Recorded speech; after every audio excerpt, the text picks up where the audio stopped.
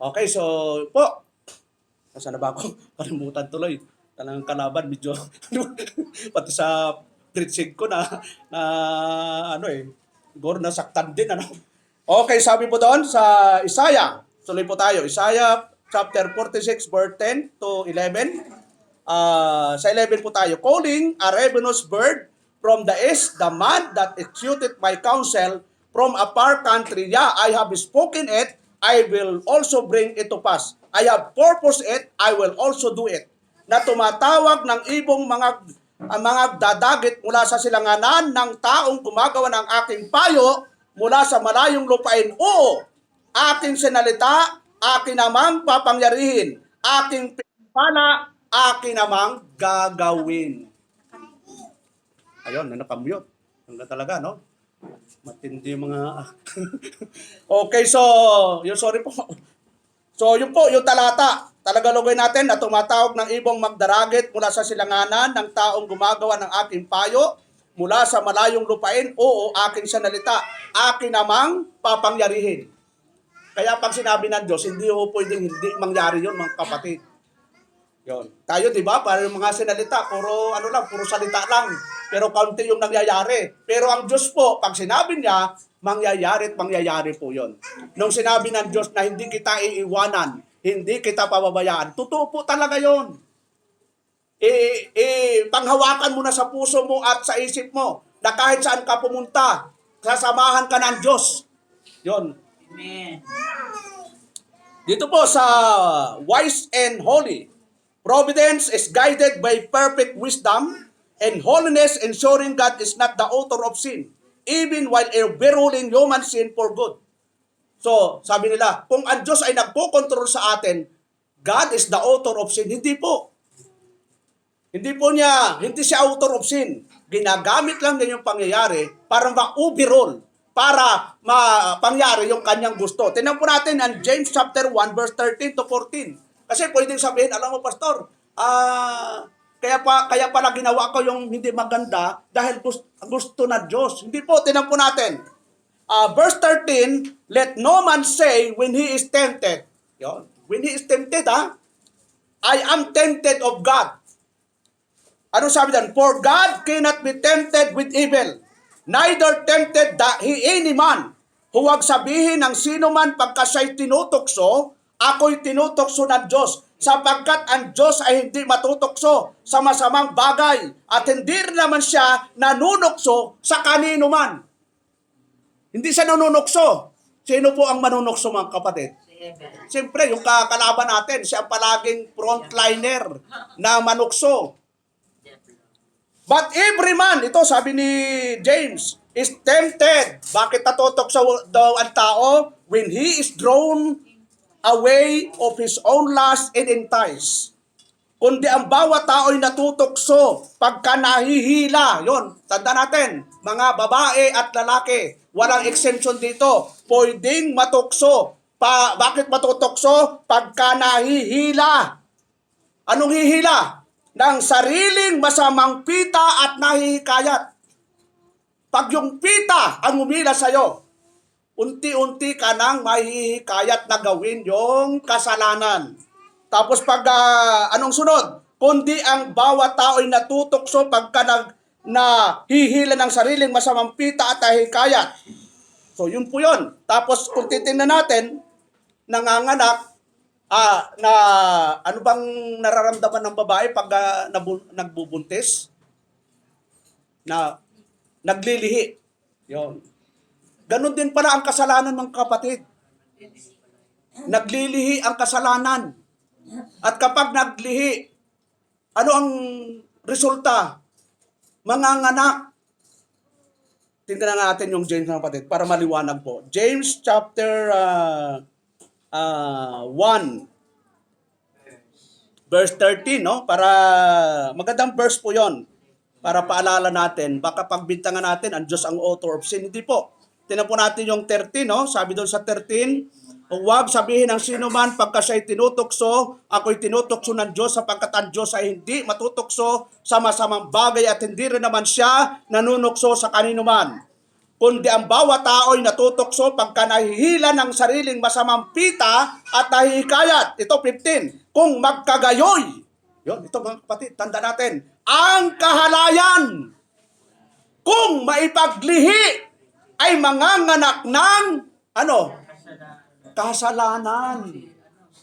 Antindi mga kapatid, no? Naglilihi pala. Hindi lang tawag, hindi lang babae ang naglilihi, pati. Ano yung sabi doon? Kung maipaglihi, ano yun, nagnanasa ka pa lang yan. Dinidesire mo pa lang, yun pala, naglilihi ka na. Anong pinaglilihi mo? Kasalanan. At ang kasalanan, pagka malaki na, yung ipinaglilihi mo, ay ano? Nagbubunga. Ng alin? Na maipaglihi ay nanganganak ng kasalanan. Yun. Siyempre, kasalanan yung ipinaglilihi mo, ano kayo ipapanganak? Kasalanan din.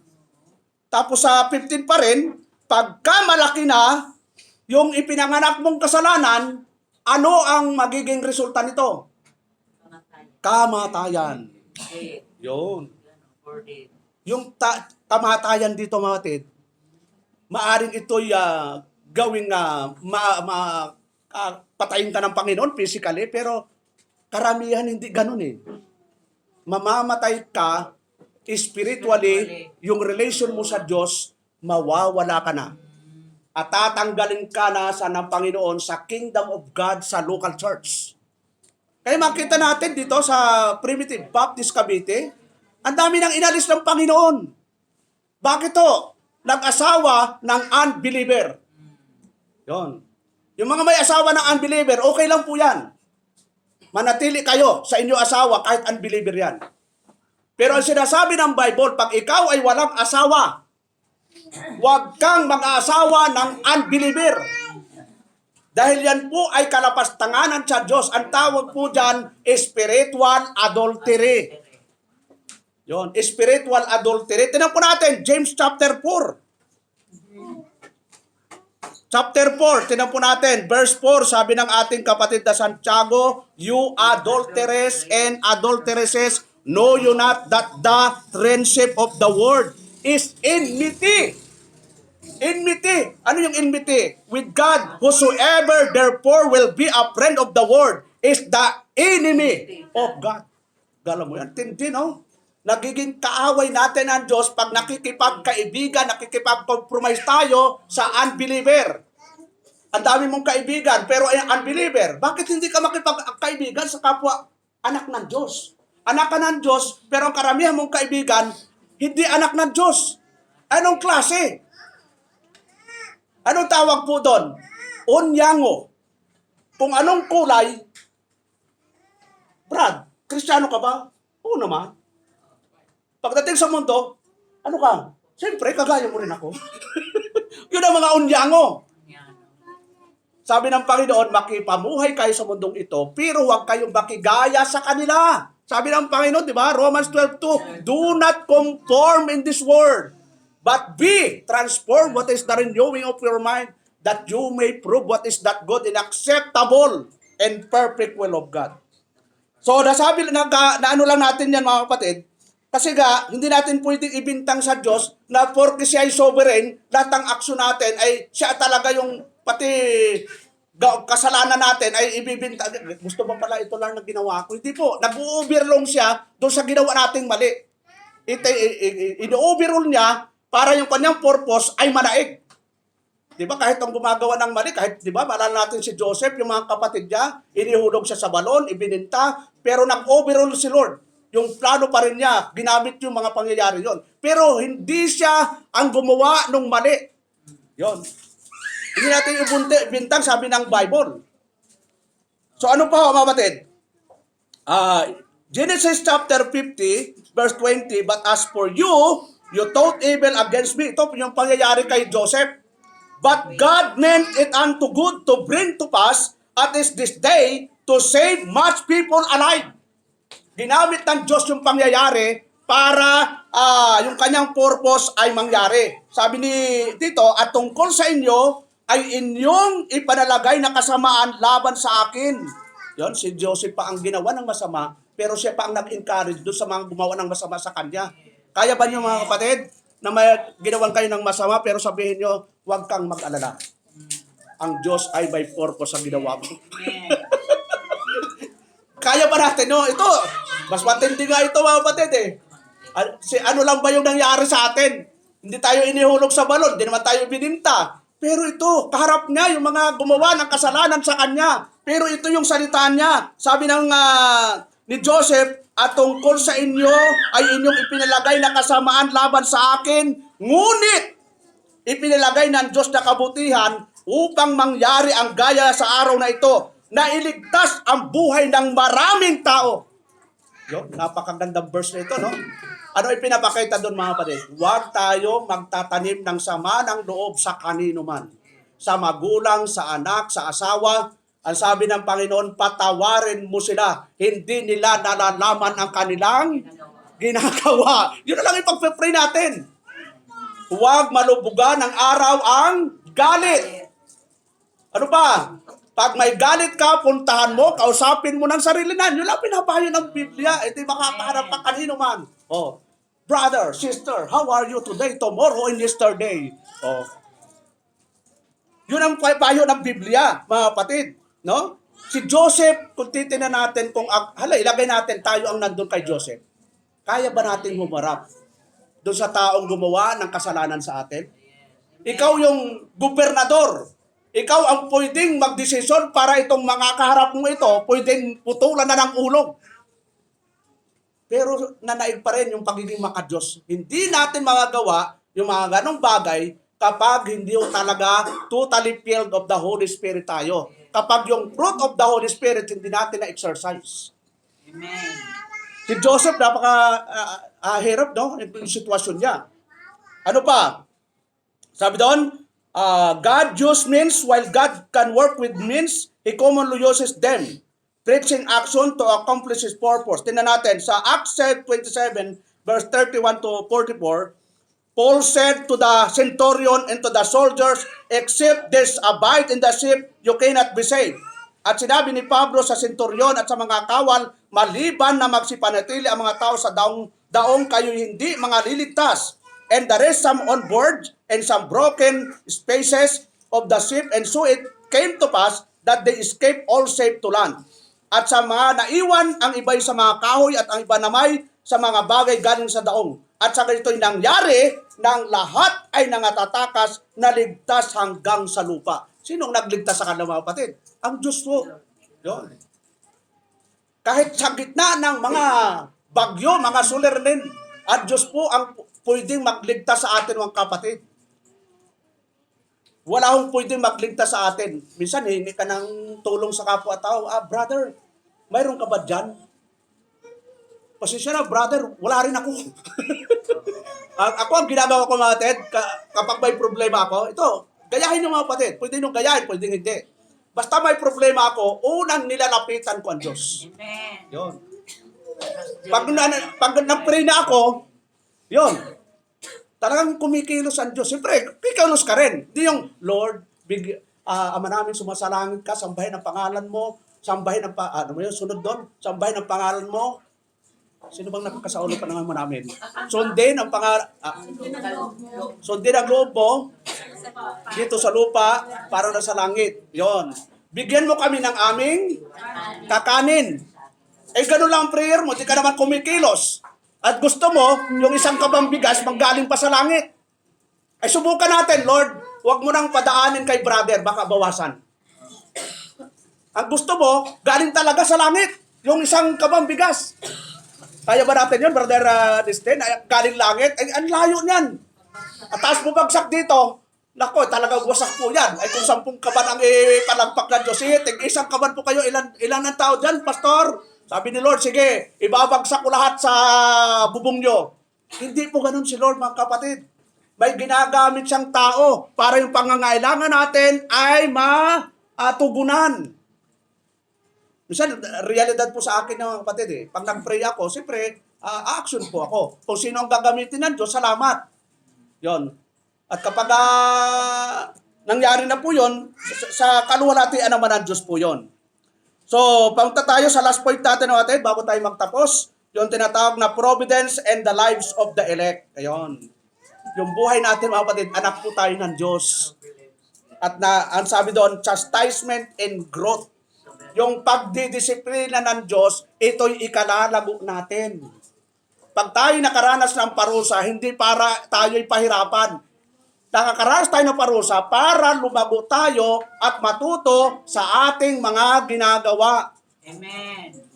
Kasi mayroong kanta, di ba? Sino yung kumantang, di na natuto.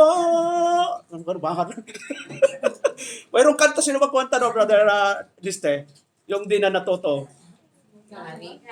Gary Valenciano, di ba? So dapat hindi, wala sa atin yon. Dapat talagi tayong natututo. Araw-araw ng buhay natin, alam mo ba nyo na araw-araw ng buhay natin may matututunan tayo. Kahapon pa lang, kalahating araw pa lang, oras lang. Pero nakagawa pa ko ng outline. Ang dami kong natutunan doon. Pag labas mo lang sa bahay, matutunan ka na, may matutunan ka eh. Naglalakad ka, may matutunan ka na. May nakausap ka, may matutunan ka. Kaya mag-obserba lang kayo. Kahit si King Solomon, mga kapatid, sabi niya, mag-obserba kayo sa kapaligiran nyo. At nandyan ang totoong aral. Yun. Nandyan ang totoong aral sa mga pangyayari sa araw-araw. At kapag nakita mo yung aral, yan ang magmumul sa'yo para talagang tumibay. Amen. Yun. Kasi kung hindi ka tumitibay sa araw-araw, abay, anong mangyayari sa buhay natin? So kailangang araw-araw may lesson na natututunan tayo. Ang sabi sa Colossians, 2 Chronicle, tingnan natin, chapter 32, verse 31, howbeit and the business of the ambassadors of the princes of Babylon, who sent unto him to inquire of the wonder that was done in the land, God left him to try him, that he might know all that was in his heart. Tagalog, gayon may sa bagay ng mga sugo ng mga prinsipe sa Babylonia na nagsugo sa kanya upang magpusisa ng kagilagilalas na gawa sa lupain, ay pinabayaan siya ng Diyos. Alam mo yan? Pwede tayong pabayaan ng Diyos, mga kapatid pala. Upang tikman siya. Upang kanyang maalaman ang lahat nasa kanyang puso. Kasi ang Diyos po, mga kapatid, diretso pong tumitingin sa puso natin. Amen. Di ba tayo mga tao, anong tinitingnan natin? Una, naku, ganda, grabe. Kinakabahan ako. Pag lumapit ako, naku, ibang nararamdaman ko sa kanya. Ayoko na. Humihingal ka pa eh. Iba ho, ang physical na, ang tao talagang sa physical tumitingnan. Realidad po yan. Yun. Mag-a-apply ka ng trabaho. Alam mo, ang inahat namin ay 23. Mga binata, anong hinahanap nyo? Anong baywang? 23. Ganun ba yan? 23 ba yan? Yung perfect na baywang? Parang Pepsi Cola. Pero nung nagkaasawa, 36. sabi nung iba, nung napag-asawa niya yung kanyang asawa, abay talagang Pepsi Cola. Pero nung nagkaasawa, dahil masarap magluto yung lalaki, laging 36. O edi, anong gagawin mo? Pagtisan mo, pinakain mo ng tuto yan eh. So tayo mga Kristiyano, huwag tayong titingin sa panglabas na anyo. Yon. Unang katangian na titingnan nyo, hindi yung kagwapuhan. Lilipas po yan. Hindi kagandahan. Lilipas lahat po yan. Hindi ang kayamanan. Lilipas po yan. Ang titingnan nyo sa liligawan nyo at sa manliligaw mo. Maka-Diyos ho ba yan? Pastor, mukha naman na maka-Diyos. Nagkukrus ka, Ama namin, sa ngalan ng Ama at ng Anak at ng Espiritu Santo. Amen. Pagdating sa amin, ang lakas eh. Yun. Mukha lang. Pero tandaan po natin, even Satan masquerade like an angel. Diba? Masquerade like angel.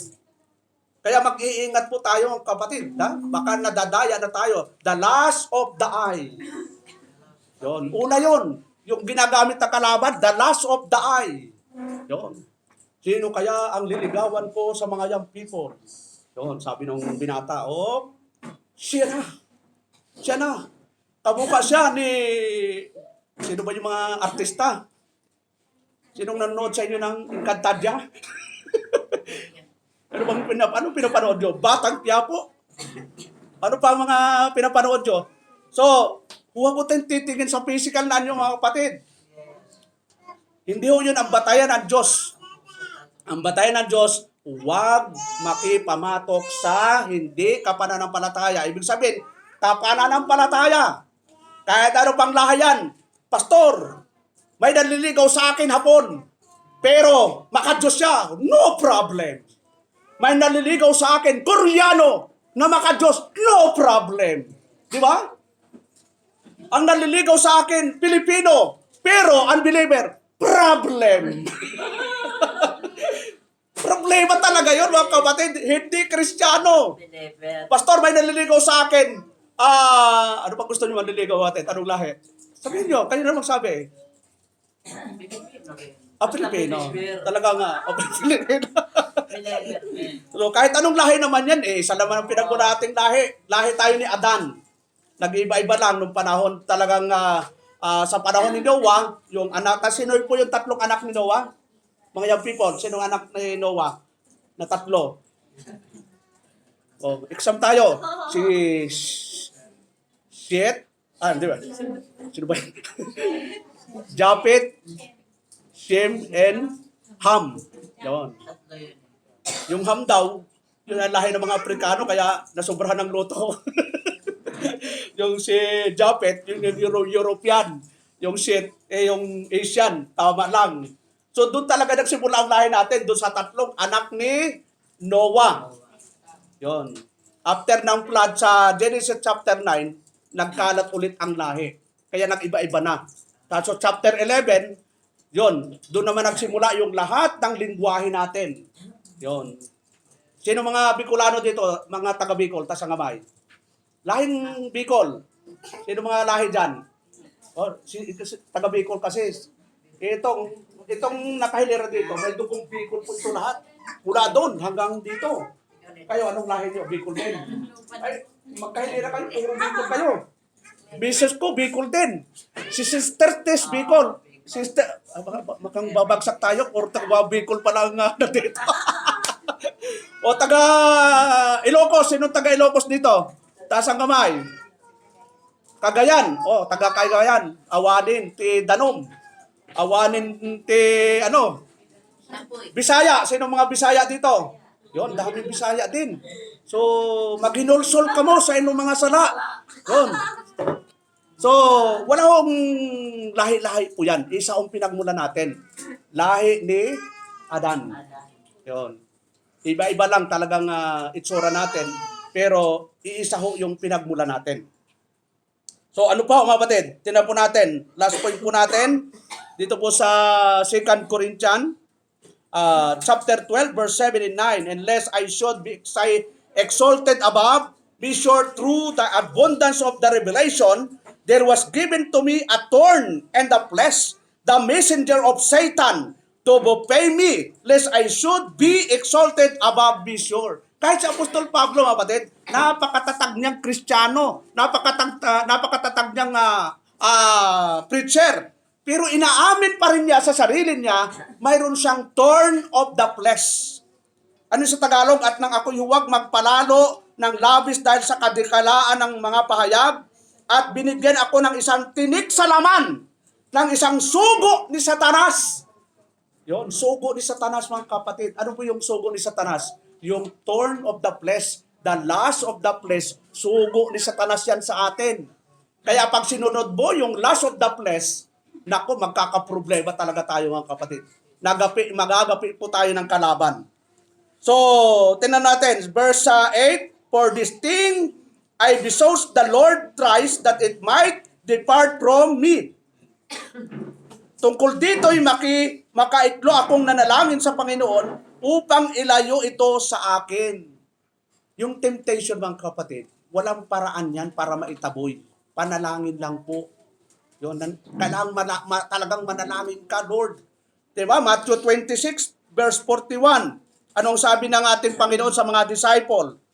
Matthew 26, verse 41. Sabi ng ating Panginoon sa kanyang mga disciple, watch and pray. Anong gagawin daw? Watch and pray that you enter not into temptation. The spirit indeed is willing, but the flesh is weak. Yun. Itong laman natin ito, napakahina po ito. Kailangan palakasin natin ang ating spiritual para ma-overcome natin, siya ang mangibabaw doon sa laman natin. Kasi yung laman natin, ang hanap niyan, mga makamundo, worldly. Lahat ng worldly, yan ang hanap niyan. Worldling, mga kantang worldly. Ano mga kantang worldly ang alam niyo mga kapatid? Yung spiritual mo, ang gustong kantahin mo ay makadiyos na kanta. Yon. Yung laman mo, gustong kantahin, mga worldly. Ay, sino kayang mananaig? Ano naman? Pag hina yung laman ma-spiritual, madanaig talaga yung laman. Kaya ang totoong battle, hindi outside. Ang totoong labanan within our flesh. Talagang nandito ang labanan. Dito, kumakanta tayo ng ano ba yung kinanta natin kanina? Jesus is the best of all. Pero pagdating sa bahay, iba na naman kinakanta natin. Dalawang anyo ng buhay natin na nag-i-exist. Physical saka spiritual. Pero dapat, ang mangibabaw, yung spiritual na buhay natin. Amen. Kasi tayo Kristiyano na. Hindi pa ba tayo nagsasawa ng mga makamundong bagay mula nung hindi pa tayo born again, hindi tayo Kristiyano. Ginagawa na po natin yun. Amen. Hindi pa ba tayo na-immune sa mga ginagawa natin noon, mga kapatid? Ako, na-convert po ako 1990. From 1990, napunta ako sa Manila, 1988 Para puro worldly talaga. Araw-araw worldly, lasing, lahat yan. ABS-CBN, alak, babae, suga, lahat-lahat na. Pero nung na-convert ako sa Kristo, mga kapatid, ikinumit ko na ang sarili ko sa Lord. Lord, kung ano yung tama, ito yung gagawin ko. Amen. Nung sinabi ng Bible, huwag kang makiayon sa mundong ito. Nilalabanan ko talaga yung mga sistema. Kasi ikaw rin naman ang mag-aani nun. Kung gagawin mo yung mali, sino ba mag-harvest? Ikaw ang nagtanim, Ikaw pa din. ikaw rin ang aani. Ang problema doon, yung pag-ani mo, nadadama yung nakapaligid sa'yo. Ikaw ang nag-ani. Siyempre, kasama ka sa bahay, kung ang inani mo ay maganda, madadama yung mga nakapaligid sa atin. Pero pag masama yung ani mo, papakain mo ay masama, edi damay-damay po tayo. Kaya mahigpit po ang Diyos, mga kapatid. Mahigpit ang Biblia para madisiplina po tayo. God is sovereign, pero we are responsible. Maaring yung nangyayari, ang nakokontrol, He is in total control, pero responsible tayo doon sa mga salita ng Diyos na ating natutunan, na ating nababasa sa Biblia. Yun. Kaya sabi sa Hebrew chapter 3, tingnan po natin. Hebrew chapter 3 Hebrew chapter 3 verse 7. Anong sabi dito sa verse 7, mga kapatid? Wherefore, as the Holy Ghost saith today, if you hear His voice. Anong sunod sa verse 8? Harden not your heart as in the provocation and the day of temptation in the wilderness. Sabi ng Panginoon, kapag narinig ninyo ang salita ng Diyos, huwag papagmatigasin ang inyong puso. So ang tumitigas pala ang puso natin. Kapag yung puso natin tumigas na yan, napaka-problema talaga yan. Ano sabi sa verse 8, verse 9, when your fathers tempted me, prove me, and so my work 40 years. Gala mo yun, ng bayang Israel, nung nandun sa ilang, ang sabi ng Panginoon, when your fathers tempted me, tinukso nila ang Diyos. Sabi doon, na doon ako tinukso ng inyong mga magulang sa pagsubok sa akin, at 40 taon na nakita ang aking mga gawa. 40 years na nakita ng mga Israelita yung kababalaghan ng Diyos. Pero ganun pa rin ang ginagawa ng mga Israelita. Pasaway pa rin. Ganun po, ang daming ginawang kababalaghan ng Diyos. Yung ilog, ginawang dugo. Alam ba nyo yung ginawang kababalagan ng Diyos? 10? Anong alam nyo sa 10, mga kapatid? Una, ginawang dugo, yung tubig. Anong sunod? Na mga kababalaghan. Assignment, ha? Alamin nyo. Sa sunod, tig-isang papel kayo. Number 1, number 2, number 3, number 4. Yon. At ang huling hibala, di ba? Yung mga panganay, lahat ng panganay na lalaki ay namatay. Pero himala, yung mga anak ng mga Hudyo ay hindi namatay. Bakit to? Sumunod sa instruction ng Diyos. Ano yung instruction? Magkatay kayo ng hayop, panganay, at yung dugo nun, pintahan nyo yung pintuan. Yun. Yung dugo ay ipipinta doon sa... Kaya yung dumaan yung salot, nilampasan sila. Ano po ba niyo, mga kapatid, na minsan yung salot hindi lumalampas sa atin? Kasi hindi tayo sumusunod sa instruction ng Diyos. Sumunod po tayo, mga kapatid. Napakaganda po pag sumunod. Ano mo ba yan pag sumunod? Ang ganda po pag sumusunod sa Diyos. Tingnan po natin yung Proverbs. Chapter 3, verse 1 and 2. Anong sabi doon? My son, forget not my law, but let thy heart keep my commandments. Anak ko, huwag mong kalimutan ang aking kautusan, kundi ingatan ng iyong puso ang aking mga utos. Ano daw ang gagawin sa utos? Huwag kakalimutan, iingatan sa puso. Ano ang resulta nun, mga kapatid? May resulta po yon. Hindi lang inutos ng Diyos yun, na ganun-ganun lang. May resulta po yun sa atin. Anong resulta? For length of days and long life and peace shall they add to thee. O di ba? Idadagdag daw sa atin yung alin? Yung araw, ang mga taon, at kapayapaan. Eh di, panatag ka sa buhay. Kasi Diyos ang nagdagdag ng kapayapaan eh. Eh kung masuwayan ka, hindi ka makatulog. Alam mo, pastor, di ako nakatulog. Okay lang kung hindi ka nakatulog dahil talagang may insomnia ka. Ang problema, walang insomnia, walang sakit, di makatulog. Bakit? Hindi ka talaga pinatulog ng Diyos. Talagang bibigyan ka ng struggle sa buhay. Hanggang di ka makatulog. Pag hindi ka nakatulog ng 1 buwan, ano kaya mangyayari sa'yo? Pastor, di mo na ako dadalo. Magpapa-hospital ako. Kasi ang tulong, mga kapatid, yan ang pinakamahalagang pahinga. Yon. Kaya mga nagpupuyat kagabi, ako, realidad po, mga kapatid. Kagabi napuyat po ako. Yon. Siyempre, galing po ako sa kinuha ko po yung unang cheque ko. Yon. Ang laki po, unang cheque ko doon sa aking extra income. Yon. 5. Ako magkamali ako eh. So, kaya napuyat po ako kasi dumating kami dito na alas 12 na ata yun, no? O, siyempre, importante naman yun kasi may mga order kasi, minsan-minsan lang naman yun. Pero, ang epekto sa akin noon, kasi nga ako, alas 8, alas 9, tulog na po talaga ako niyan. Kaya kapag may problema kayo, hindi naman napakabigat, huwag na ho niyo akong istorbuhin pag alas 9. Kung sakit lang ng ngipin yan, lagyan mo na po ng bawang. Hindi po ako dentista. Pastor, nandyan po kayo, ang sakit ng ngipin ko. Kasi pa, bukas mo na lang. Samahan pa kita sa dentista, ako pa ang magbabayad. Kasi yung tulog natin, mahalaga po yun, mga kapatid. Amen. Alas 10 hanggang alas 4, repairing time. Kaya mga young people, huwag kayong magpupuyat. Okay lang magpuyat kayo kung nag-aaral. Pero kung nagpupuyat kayo sa Mobile Legend, Mobile Legend. Kaya pag babad sa Mobile Legend, nag-iiba yung attitude, nag-iiba yung ugali. Siyempre, ano ba yung ginagawa sa Mobile Legend, mga young people? Labanan! Yun, minsan na ako sa computer shop, minsan talagang gumagano, sayang. Talagang yung attitude parang ano eh. At sa hindi ba nahalata sa mga bata?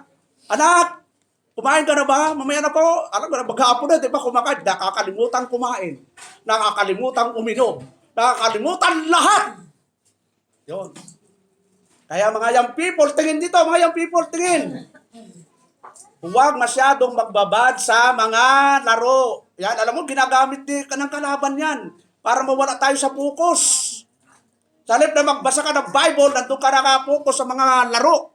O anong mangyayari? Sabi ng kalaban, sige, okay lang yan. Magsimba kapag linggo. Pero Monday to Saturday, tayo ang magkakampi. Parang Dragon Ball. Sino ba yun, Brad? Anong tono? Ano yun eh? So, ano pa yon? Balik tayo doon sa ano. Sabi ng mga young people. Naninirmon si pastor. Sabi doon sa last verse natin, mga kapatid. Yung tinatawag nating pagdisiplina sa atin. So, punta tayo sa lesson. Yan, dito na tayo magtatapos. Ang lesson, sovereignty, God has all power and rulers according to the will. Psalms 115 verse 3, but our God is in heavens, He had done whatsoever He had blessed.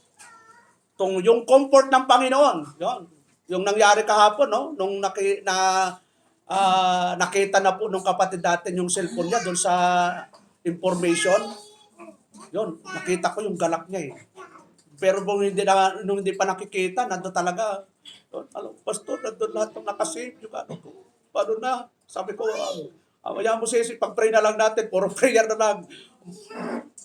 Nung maalala niya, nawala yung cellphone, puro prayer, Lord, kung ano yung kalooban mo. O nung makita, di ba? Galak na galak. Ang Diyos po nagbibigay ng comfort po sa atin. Amen. Sabi ng talata, kapatid, Romans 8:39, nor height, nor depth, nor any other creation shall be able to separate us from the love of God which is in Christ Jesus our Lord. Yon. Walang pwedeng maghiwalay sa atin, sa Diyos. Kahit ano pang mga pangyayari sa buhay natin. Siya pa rin ang magpo-comfort sa atin, mga kapatid. Kaya, dependence. We are entirely dependent on God's sustaining power. Wala tayong pwedeng aasahan. Dapat magdepende tayo sa Diyos lamang. Kaya di ba, pag may mga pangyari, agad, pray, Lord, ikaw na po bahala, Lord. Hindi ko na makita yung aking lahat ng akin. Hindi ko na makita. Kayo po ang magbalik nun. O di ba? Sa takdang panahon. Kung yun ang prayer natin, lahat ng nawala sa atin, Lord, nawa ibalik mo lahat ng nawala sa akin. Nagpipray pa kayo, mga kapatid, na lahat ng nawala sa inyo, ibalik sa inyo? Lord, huwag mo nang ibalik. Ayaw ko na, Lord. Baka yun ang prayer mo. Yun. Depende sa prayer mo, sasagutin ka talaga ng Diyos kung yun ang desire ng puso mo. So, dependence, ibig sabihin, mga kapatid, sa Diyos lang talaga tayo magdepende sa lahat ng mga gagawin natin. So, Matthew 10:31, sabi doon, fear you not, therefore, you are of more value than many sparrows. Sabi doon, huwag nga kayong mga takot, kayo'y lalong mahalaga kaysa maraming maya. Ito, mga kapatid. Sabi ng Panginoon, kung yung mga ibon hindi nagtatrabaho, hindi pinababayaan ng Diyos, ay lalo na tayo, mga tao. Dilikat tayo ng Diyos, hindi tayo pababayaan. Kaya kailangan tayo po ay palaging nandun, intact sa pagsunod sa Panginoon. So, balikan lang po natin yung ating tema ngayon, mga kapatid. The providence of God. Yun, yung providensya ng Diyos. Na sabi doon sa ating definition, the providence of God is defined as God absolute, sovereign, and wise governing of all creature, action, and things from the greatest to the less. So, purihin po ang Diyos at tayo po tumayo at tayo po manalangin. Salamat o Diyos sa umagang ito, sa iyong kabutihan, sa iyong biyaya. Salamat o Diyos sa mga salitang aming napag-aralan ngayong umaga. Sa mga natitira pa po ng oras, kayo po ang mangunat gumabay sa pangalan ni Jesus. Amen and amen. Okay, so yan, pakata po na si